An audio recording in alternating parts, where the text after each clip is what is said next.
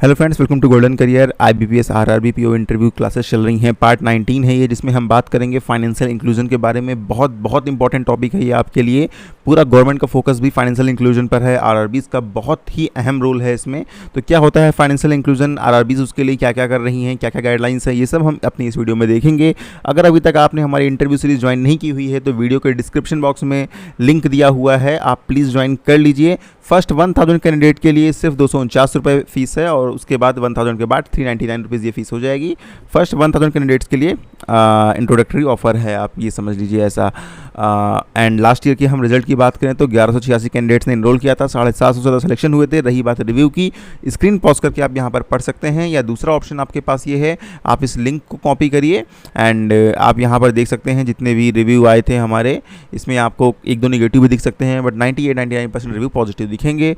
Login करने के बाद आपको कुछ ऐसे इंटरव्यू क्लास मिलती हैं वेबसाइट पर लॉगिन करके, interview.goldencareer.co.in पर। ऐप भी अवेलेबल हो चुका है, लेकिन थोड़ा सा इशू आ रहा है ऐप में, इस वजह से उसको प्रमोट नहीं कर रहे हैं, क्योंकि वहाँ पर लेने के लिए 249 वाली क्लास आपको 299 की पड़ रही है।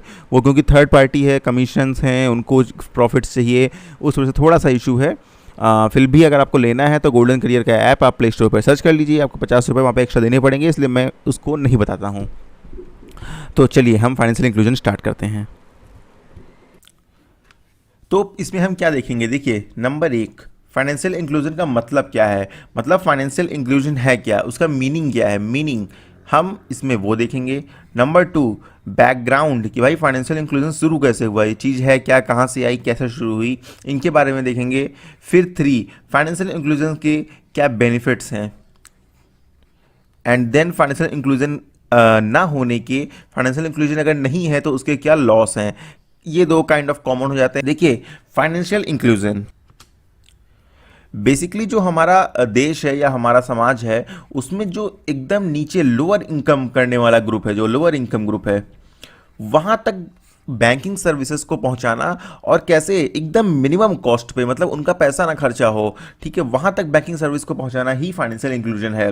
समाज के निम्न आय वर्गों और आम लोगों के लिए, मतलब उचित दरों पर जो है, अफोर्डेबल प्राइस पर बैंकिंग सेवाओं को, इंश्योरेंस सेवाओं को उनके लिए उपलब्ध कराना, उनके लिए अवेलेबल कराना ही यहाँ पर फाइनेंशियल इंक्लूजन कहलाता है। अब अगर आप देखें तो इसमें आरआरबी का बहुत महत्व है। क्यों? क्योंकि जो आरआरबीज हैं, वो मैक्सिमम आरआरबीज जो हैं वो रूरल या एक्सट्रीम रूरल एरियाज में हैं, जहां पर फाइनेंशियल इंक्लूजन की सबसे ज़्यादा ज़रूरत है, जहां पर बैंक अकाउंट होल्डर सबसे कम है। तो इसीलिए आरआरबीज के इंटरव्यू के लिए ये क्वेश्चन बहुत इंपॉर्टेंट हो जाता है, और आपको इसके बारे में पता होना भी बहुत इंपॉर्टेंट हो जाता है। देखिए बैंकिंग सेवाएं जो हैं उनका यूनिवर्सल एक्सेस होना चाहिए, सबके लिए एक्सेस होना चाहिए। इसी को हम बोलते हैं वित्तीय समावेशन। हिंदी में वित्तीय समावेशन बोलते हैं, इंग्लिश में हम फाइनेंशियल इंक्लूजन बोलते हैं। अब इसमें कौन कौन सी सेवाएं इंक्लूड हैं, देखिए बैंकिंग, इंश्योरेंस, एंड आपका इक्विटी पोर्शन है, जैसे म्यूचुअल फंड एंड ऑल हो गए, ये भी आपका इंक्लूड होता है।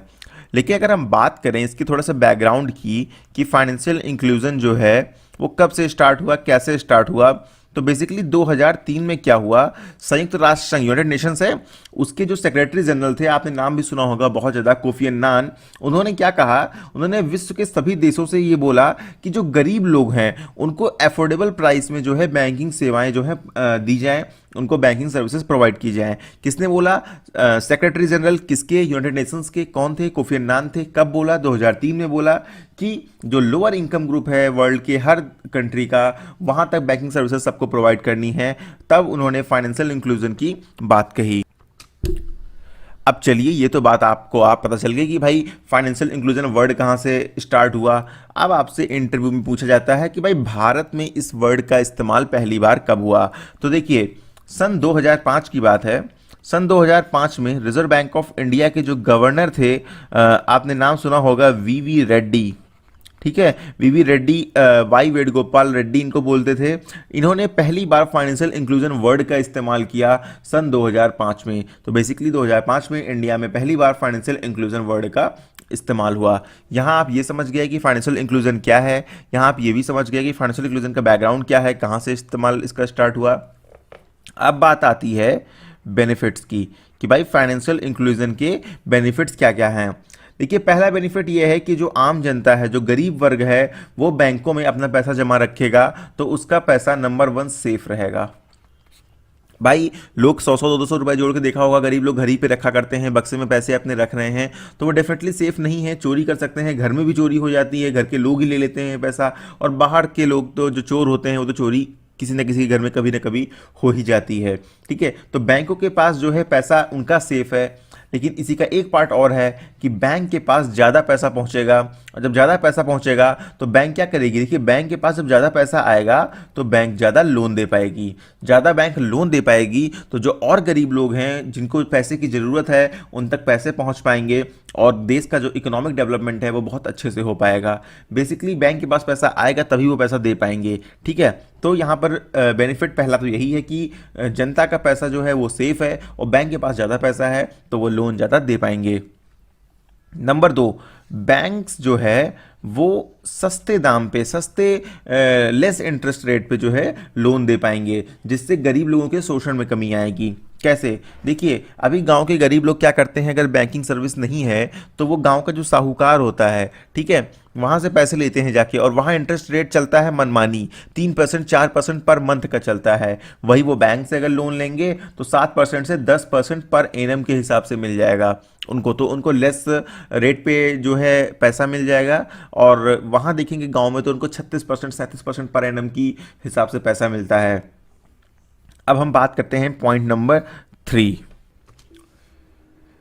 नंबर 3 बेनिफिट ये है कि भाई जब ये सब सुविधाएं प्रदान दी जाएंगी सरकार की तरफ से, बैंक्स की तरफ से, तो फिर गरीब लोग को भी पैसा मिलेगा। इससे जो गरीब और अमीर के बीच का अंतर है, ठीक है, जो रिच एंड पुअर के बीच में डिफरेंस है इंडिया में, आप देखेंगे कि बहुत अमीर लोग भी हैं और बहुत गरीब लोग भी हैं, तो ये डिफरेंस बहुत ज़्यादा है। तो इसमें कमी लाने के लिए भी फाइनेंशियल इंक्लूजन का जो है इस्तेमाल किया जा रहा है, क्योंकि जब लोगों तक बैंकिंग सेवाएं पहुंचेंगी, उन तक पैसा पहुंचेगा, तभी जो है गरीब और अमीर के बीच का जो अंतर है वो कम होगा। नंबर 4, देखिए फाइनेंशियल इंक्लूजन का मतलब क्या है? गरीब व्यक्ति तक, लास्ट व्यक्ति तक भी देश के बैंकिंग सर्विस पहुंचे। तो बैंकिंग सर्विस कैसे पहुंचेगी? उनके पास बैंक अकाउंट हो, तो बैंक अकाउंट होने से पब्लिक वेलफेयर स्कीम्स का सही से यूटिलाइजेशन होगा, पब्लिक वेलफेयर स्कीम्स का यूटिलाइजेशन सही से होगा, बीच में मुनाफाखोरी बंद हो जाएगी, बीच में जो पैसे गबन कर जाते हैं लोग वो बंद हो जाएगा।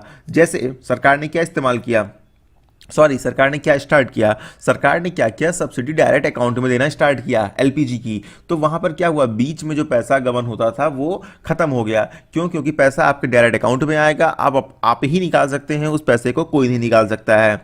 ठीक है, तो बेनिफिशियरी जो होगा उसको डायरेक्ट पैसा अकाउंट में मिलेगा, बीच में किसी का उसमें नहीं होगा हस्तक्षेप। सरकार ने पैसा भेजा, आपके खाते में गया, बीच में दूसरा आदमी कोई नहीं, बीच में है कौन? बैंक है। तो बैंक एक रेपुटेबल संस्था है, ऑर्गेनाइजेशन है, जिसपे डेफिनेटली सबका विश्वास है कि बैंक में पैसा सेफ है। तो यहाँ पर ये भी एक चीज़ हो जाती है कि लोगों के भ्रष्टाचार जो होता है वो कम हो जाता है, लोगों को बेनिफिट्स ज़्यादा मिलते हैं। नंबर 5 बेनिफिट है इंश्योरेंस। देखिए इंश्योरेंस प्रोडक्ट को गांव गांव तक पहुंचाना क्यों जरूरी है? लोगों को पता नहीं होता है, लगता है कि नहीं इंश्योरेंस नहीं जरूरी है, लेकिन दो चीज़ हो गई, एक हेल्थ इंश्योरेंस हो गया, एक लाइफ इंश्योरेंस हो गया, बहुत ज़रूरी है। एक गांव का आदमी है, कम कॉस्ट में देश के अंतिम व्यक्ति तक भी आपको पहुंचाना, यहाँ पर इंश्योरेंस पहुंचाना। आपने देखा होगा कि प्रधानमंत्री जीवन ज्योति योजना और सुरक्षा बीमा योजना, दो स्कीम से स्टार्ट हुई थी। जो मैंने पीडीएफ दी है उसमें इसके बारे में शायद डिस्कशन किया गया है, वरना इनको लेकर के मैं एक अलग वीडियो भी बनाऊंगा। तो बहुत ही सस्ती कीमत में इंश्योरेंस है।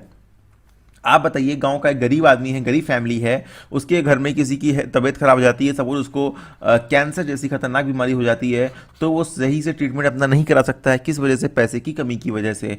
तो वहाँ पर हेल्थ इंश्योरेंस होना सबका कम से कम कॉस्ट में बहुत ज़रूरी है। ठीक है, लोगों की समझ में नहीं आएगा, लोगों को पैसा वेस्ट लगता है, लेकिन ये बहुत ज़रूरी है। सेकेंड है लाइफ इंश्योरेंस। घर का एक ही आदमी कमाने वाला है, और अगर किसी रीजन से उसकी डेथ हो जाती है तो उस गरीब परिवार का अब खर्चा कैसे चलेगा? तो उस कंडीशन के लिए लाइफ इंश्योरेंस होना बहुत ज़रूरी है, ताकि उसके जो परिजन हैं, जो बचे हुए लोग हैं, उनको जो है कुछ पैसा मिल सके, जिससे वो अपना जीवन यापन अच्छे से कर सकें। तो ये हैं आपके जो फाइनेंशियल इंक्लूजन के बेनिफिट्स। अब हम बात करें इसके डिमेरिट्स क्या हैं या इसके कमियां क्या हैं। तो देखिए फाइनेंशियल इंक्लूजन ना होने की कमी यही है, मनी जनता का सेफ नहीं रहेगा। ठीक है, अगर फाइनेंशियल इंक्लूजन नहीं होगा ठीक है। बैंक्स लोन कम दे पाएंगे, ठीक है। और जो जो गरीब जनता है उसको साहूकार से पैसे लेने पड़ेंगे, ज़्यादा कीमत में पैसे लेने पड़ेंगे।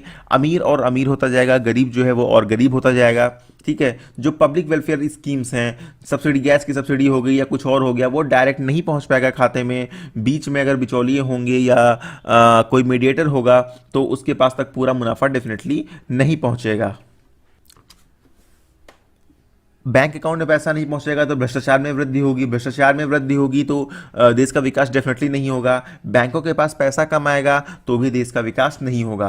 तो ये पूरी एक बात थी फाइनेंशियल इंक्लूजन की। इसमें आपको मैंने बताया बेनिफिट्स क्या है, फाइनेंशियल इंक्लूजन क्या है, फाइनेंशियल इंक्लूजन कहाँ से स्टार्ट हुआ। ये तीनों चीज़ें समझ में आ गई होंगी। अब मोस्ट इंपॉर्टेंट है इसकी स्कीम्स, तो वो वेबसाइट पर आप डाउनलोड करिए, पढ़िएगा। एंड फिर भी समझ में नहीं आता है तो, अगर ज़्यादा लोग को नहीं आता है तो फिर डेफिनेटली उसको लेकर के वीडियो जरूर बनाया जाएगा।